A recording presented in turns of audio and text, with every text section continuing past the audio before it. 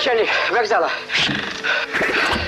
Приветствую вас. Здравствуйте. Я отстал от поезда. Вот, побег пивка купить. И надо же, отстал. С какого поезда? С 34-го пропадел пропадом. Присаживайтесь. Ну что же это вы, товарищ дорогой? Надо быть повнимательней. Можно было без пива. Без пива. Жарко? Ну ладно, не волнуйтесь. Сейчас что-нибудь придумаем. Тут у нас стоит милицейский газик. Я попрошу, и на следующей станции догоните свой поезд. Только не волнуйтесь. А я и не волнуюсь.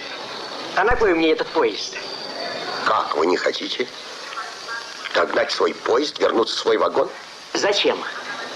Глаза мои его не видали, этот вагон. Кругом грязь, мусор, окурки, под ногами корки арбузные. Да что вы говорите? А в купе пыли с палец толщиной. Что на полу, что на столе. Ужас, какой ужас. Постараемся принять меры.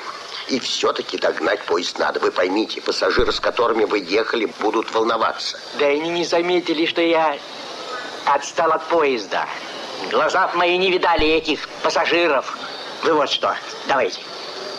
Делайте мне номер в гостинице. Хорошо, ну, сегодня вы переночуете у нас в городе, а завтра?